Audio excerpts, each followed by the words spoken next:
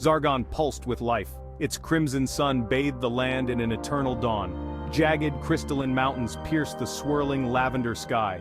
Waterfalls of liquid mercury cascaded down the cliffs, their metallic sheen reflecting the strange twin moons. And ruling over this world was King Xylar, a being of immense power and wisdom.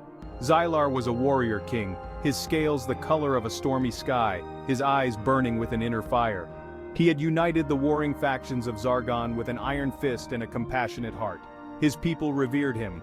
But even a king as mighty as Xylar faced challenges that tested his resolve. His greatest challenge, his most profound joy, was his son, Prince Kumaran.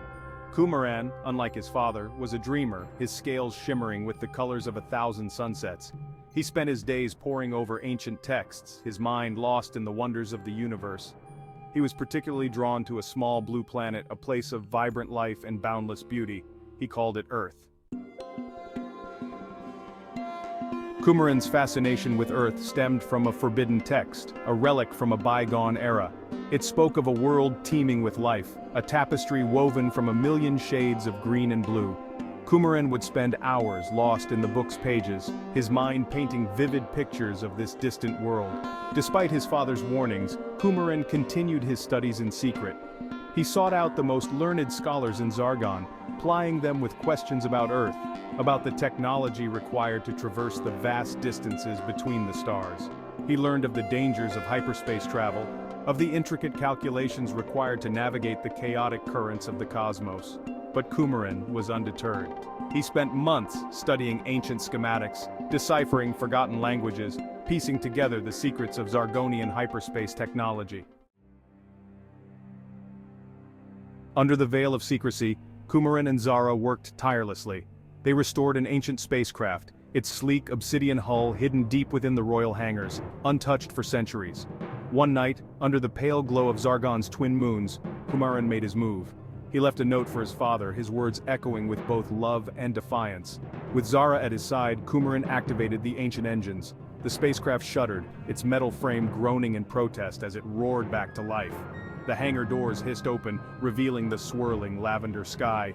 The spaceship surged forward, shooting into the sky like a comet. The initial days were filled with wonder. Kumaran marveled at the swirling nebulae, the distant galaxies shimmering like diamonds scattered across a velvet cloth.